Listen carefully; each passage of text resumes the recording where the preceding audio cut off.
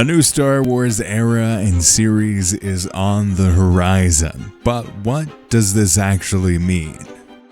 Welcome to Star Wars Uplink.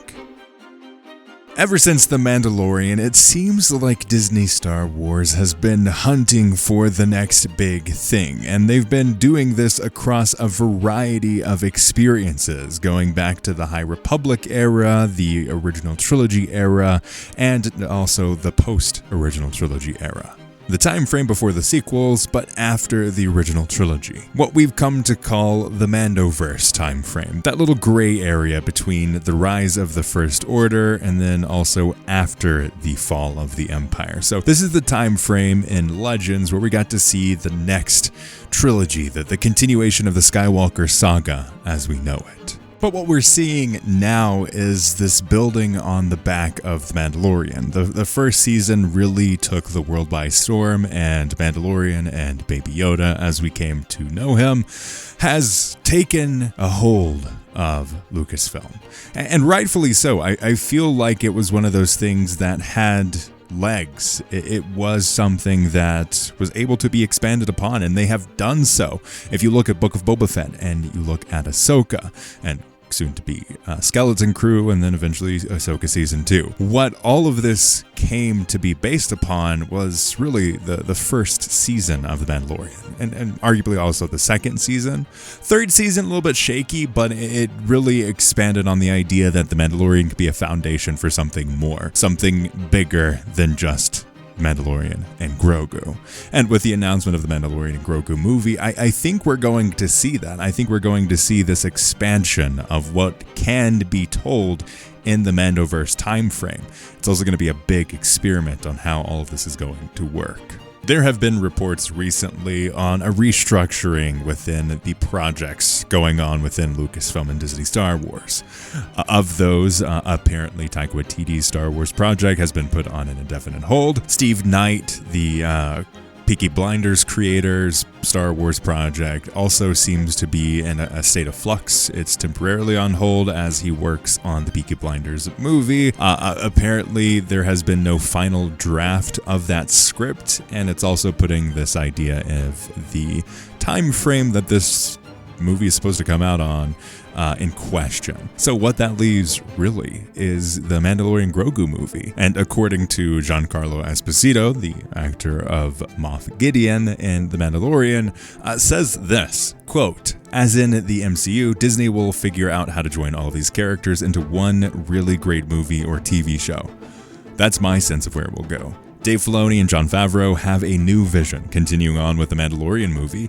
My sense is that it's all going to converge at one point or another, and we're going to have another set of a trilogy or more of films." This is fascinating, and I think it makes a lot of sense when you really look at it.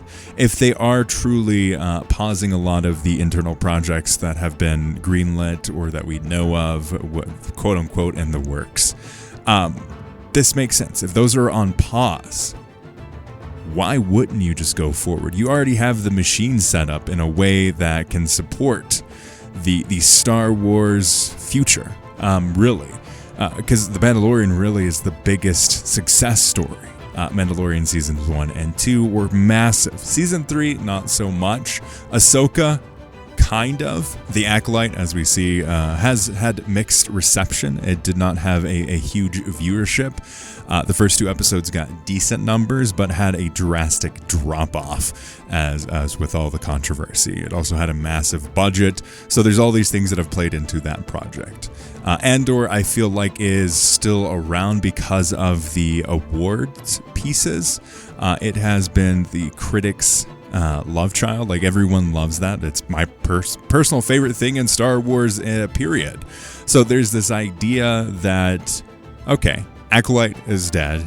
Andor's wrapping up in Season 2. Ahsoka is going to continue the Ahsoka side of things in this bigger war. And then the Mandalorian Grogu is going to set up the big stakes. I feel like Moff Gideon will probably come back in one way or the other to ultimately serve the mission of Thrawn. I feel like Thrawn will ultimately be the big bad. Thrawn is going to be the main character, the Thanos, if we will, of the Mandalorian Mando-verse time frame. Now, having a series of movies, I think, makes a ton of sense. We still have Jon Favreau's movie that will come out at some point in the future. We'll probably get started on that after he finishes the Ahsoka Season 2 project. And there's just all these different pieces. If you really look at it, it makes sense for the future of Star Wars to be based around one time frame. I feel like we may get James Mangold's Star Wars project as a lead-in / tie-in to the Mando-verse time period. I feel like there's stuff happening, especially with Ahsoka and the exploration on this new galaxy around like the early days of the Force even.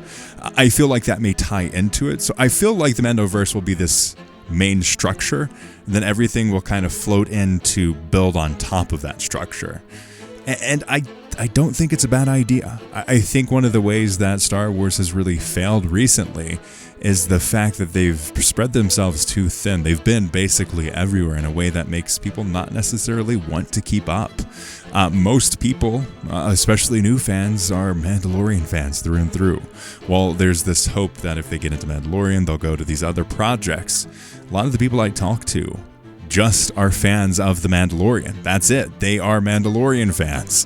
And I feel like it makes sense. Mandalorian was great. It had a lot of the things that make Star Wars fun and enjoyable, as well as some of the stakes that we don't necessarily see in some other things. And it has the feel of the original trilogy paired with the prequels, paired with the sequels. It really captured that combination of all of Star Wars in a way that is both accessible to new fans and something that builds on the history of old fans. So there's this idea that I think is really strong when we look at the specifics here. I think if we see the Mandalorian Grogu movie actually coming out and being this huge hit, it's going to change everything for Star Wars. I think the future of Star Wars is going to be The Mandalorian. I think it's going to be The Mandalorian on the big screen in particular. And I think that's not a bad idea. A lot of people are checking out of Star Wars right now because of various reasons, both good and bad. But I think that the main one that people just aren't watching Star Wars for is the fact that they don't necessarily care about all these things. They don't like how incestuous Star Wars has become, of like this world that constantly references itself, this world that constantly builds upon something that builds upon this other thing that builds upon this other thing. I think it's time for Star Wars to have the singular vision of one time frame. And maybe that time frame is The Mandalorian. I think they desperately need a win. And I think we may, for the next few years, get to see a Mando-verse time frame of movies. And then maybe once they find that success, that's when we get the James Mangold movie. That's when we get the continuation of Rey.